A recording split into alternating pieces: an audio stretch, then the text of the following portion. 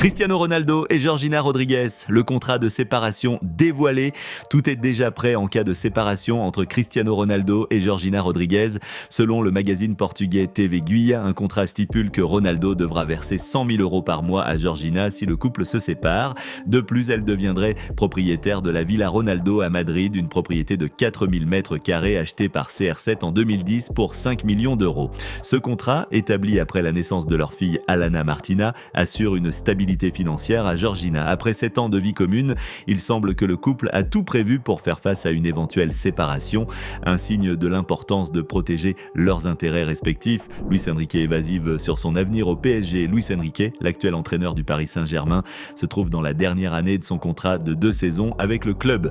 Bien que très apprécié par les fans et la direction, Enrique reste évasif sur une possible prolongation.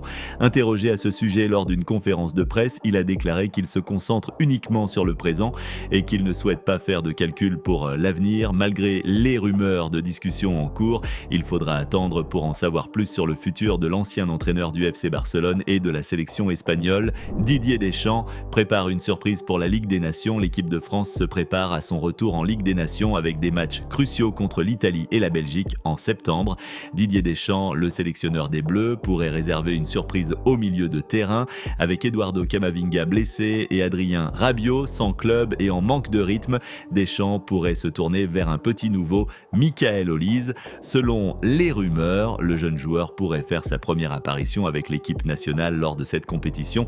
La liste officielle sera dévoilée jeudi prochain et les attentes sont grandes pour voir quelle surprise Deschamps nous réserve. Thierry Henry quitte les espoirs français, Gérald Baticle pour lui succéder. Thierry Henry a surpris tout le monde en annonçant son départ de l'équipe de France Espoir seulement 1 an après sa nomination. Henry, qui a mené les Bleuets à une médaille d'argent aux Jeux Olympiques, a décidé de quitter son poste pour des raisons personnelles. Cependant, des sources indiquent qu'il considère avoir atteint le sommet avec cette équipe et qu'il serait difficile de faire mieux.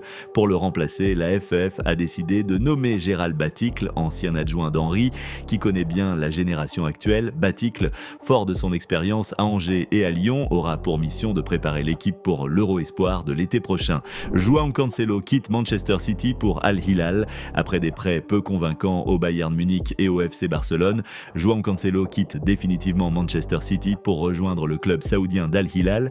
Arrivé à City en 2019 pour 60 millions d'euros en provenance de la Juventus, Cancelo a finalement été vendu pour environ 40 millions d'euros. Sous contrat avec Al Hilal pour 3 ans, il percevra un salaire annuel de 70 millions d'euros. Cette vente marque la fin d'un chapitre difficile pour Cancelo à Manchester City, où il était devenu indésirable sous Pep Guardiola. Son transfert en Arabie Saoudite est également un signe de l'influence croissante de la Saudi Pro League sur le marché des transferts. Jadon Sancho, un avenir incertain entre le Barça, Chelsea et la Juventus. L'avenir de Jadon Sancho à Manchester United est de plus en plus incertain. Le FC Barcelone, Chelsea et la Juventus sont tous intéressés par l'ailier anglais qui pourrait quitter Old Trafford avant la fin du mercato. Bien que le Barça envisage un prêt pour l'international anglais, les problèmes financiers du club catalan pourraient compliquer l'opération.